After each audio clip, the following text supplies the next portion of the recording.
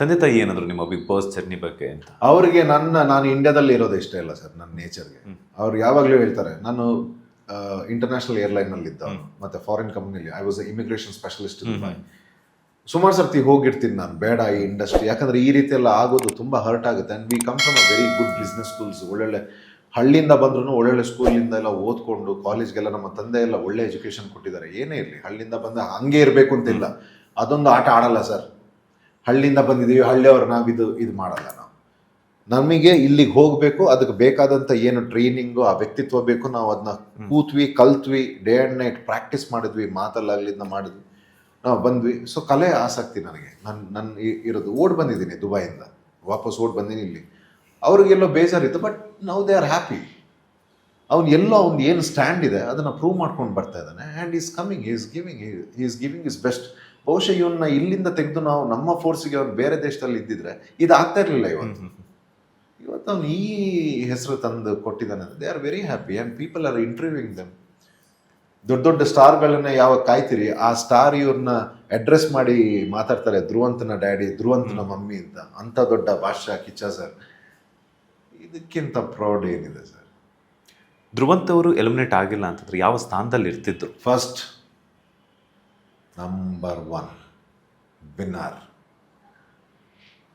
Full profile ತೆಗೆದು Bigg Boss ತೆಗೆದು ಟೇಬಲಲ್ಲಿ ಇಟ್ಟರೆ first place sir, 100%. Kichcha Sudeep ಅವರಿಂದ, ಬಿಗ್ ಬಾಸ್ ಮನೆಯಿಂದ ಏನು ಕಲಿತರು ಧ್ರುವಂತ್ ಅವರು? ನನ್ನ ಕೃಷ್ಣ ಪರಮಾತ್ಮನಾಗಿ ನಿಂತಿದ್ದವರು. ಯಾಕಂದರೆ ನಾನು ಹೇಳಿದೆ ನಿಮಗೆ, ಬಿಗ್ ಬಾಸ್ ನಾನು ನೋಡ್ಕೊಂಡು ಬಂದಿಲ್ಲ ಅಂತ. ಆದರೆ ಅವರು ನನ್ನ ಸಾರಥಿಯಾಗಿ ಕೃಷ್ಣ ಪರಮಾತ್ಮನಾಗಿ ನಿಂತರು. ನಾನು ಮಡಿಲಿದ್ದೆ, ಏನೇನೆಲ್ಲ ಫಸ್ಟ್ ವೀಕಲ್ಲಿ ಹೇಳ್ತಾ ಇದ್ರು ಅದು ನನಗೆ ಸೆಕೆಂಡ್ ವೀಕ್, ಥರ್ಡ್ ವೀಕಲ್ಲಿ ಅರ್ಥ ಆಗ್ತಾ ಇತ್ತು. ಅವ್ರನ್ನೇ ಏನೇನು ಹೇಳ್ತಾ ಇದ್ದಾರೆ ಅದನ್ನ ಫಾಲೋ ಮಾಡ್ಕೊಂಡು ಆಟಾಡಿದ್ದು ಸರ್. ಇದು ಸಾಧ್ಯವಾಗಿದ್ದೆ ಅವರಿಂದ. ಅವ್ರು ಏನೆಲ್ಲ ಹೇಳ್ತಾ ಇದ್ರು ಬೇರೆಯವ್ರಿಗಾಗ್ಲಿ ನನಗಾಗ್ಲಿ, ಅದನ್ನ ಬಹಳ ಕೇರ್ಫುಲ್ ಆಗಿ ಕೇಳ್ತಾ ಇದ್ದೆ. ಆಮೇಲೆ sir, he was my Krishna, I was is Arjuna. ಅಷ್ಟೇ, ಆಟಾಡ್ಕೊಂಡು ಬಂದ್ವಿ. ಗಿಲ್ಲಿ ಅವ್ರು ವಿನ್ ಆಗಿದ್ದಾರೆ, ನಿಮ್ಮ ತಂಗಿ ರನ್ನರ್ ಅಪ್ ಆಗಿದ್ದಾರೆ, ನಿಮ್ಮ ತಾಯಿ ಸೆಕೆಂಡ್ ರನ್ನರ್ ಅಪ್ ಆಗಿದ್ದಾರೆ. ಹೌದು. ಸೊ ಏನು ಹೇಳ್ತೀರಾ? Excellent performance. ತುಂಬ ಎಂಟರ್ಟೈನ್ಮೆಂಟ್ ಇಂಡಸ್ಟ್ರಿಲಿ ತುಂಬ ಎಂಟರ್ಟೈನ್ಮೆಂಟ್ ಕೊಟ್ಟಿದ್ದಾರೆ. ತುಂಬ ಅಪಾರವಾದಂಥ ಅಭಿಮಾನಿಗಳನ್ನು ಅವರು ಪಡ್ಕೊಂಡಿದ್ದಾರೆ. ಸೊ ಮುಂದೆ ಅದನ್ನು ಉಳಿಸಿ ಬೆಳೆಸಲಿ ಅವರು. ಮತ್ತು ಬೇರೆ ಪ್ರತಿಭೆಗಳು ಅವ್ರಿಗೂ ಆ ಜನಗಳ ಆಶೀರ್ವಾದ ಸಿಗಲಿ. ಮತ್ತೆ ಹೇಳೋದು ನಾನು ಇದು ಒಂದೇ, ಬೆಳೆಸಿ ಪ್ರತಿಭೆಗಳನ್ನು. ಅವರವರ ವಿಕೃತಗಳನ್ನು ತೋರಿಸ್ಕೊಳ್ಳೋದು ಬೇಡ. ಕೆಟ್ಟ ಶಬ್ದಗಳಲ್ಲಿ ಹೆಣ್ಮಕ್ಳಿಗೆಲ್ಲ ಮಾತಾಡಿದ್ದಾರೆ ಸುಮಾರು. ಕೆಟ್ಟ ಪದಗಳಲ್ಲಿ ಮಾತಾಡೋದು ಅಥವಾ ಏನೋ ಟ್ರೋಲ್ ಮಾಡೋದು, ಯಾವುದಾದ್ರು ಪದ ಬಳಕೆ. ಸಾಧಕರಾಗಿ ಅದ್ರ ಬದಲು ಒಂದು ಟ್ರೈ ಮಾಡಿ. ನೀವು ಯಾವುದಾದ್ರೂ ಒಂದು ಕ್ಷೇತ್ರದಲ್ಲಿ ಹೆಸರು ಮಾಡಿ ಬರೋದು ಟ್ರೈ ಮಾಡಿ. ಕಮೆಂಟ್ ಮಾಡೋದು ಈಸಿ, ನಾನು ಮಾಡ್ಬೋದು ಸರ್.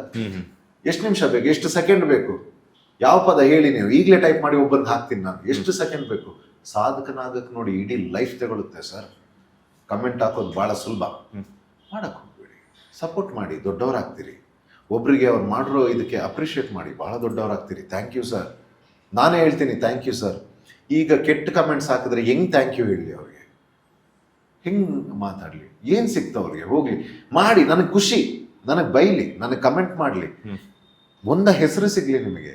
ಇಲ್ಲದ್ರೆ ಅದರಿಂದ ಒಂದು ದುಡ್ಡು ಸಿಗಲಿ, ನಿಮ್ಮ ಮನೆ, ನಿಮ್ಮ ಮಮ್ಮಿಗೋ ಡ್ಯಾಡಿಗೋ ಒಂದು ಸ್ವಲ್ಪ ದುಡ್ಡು ಸಿಗಲಿ. ನಾನು ಬಯಸ್ಕೊಳಕ್ಕೆ ರೆಡಿ ಇದ್ದೀನಿ, ಹೇಳಿ ಎಲ್ಲಿ ಬರಬೇಕು.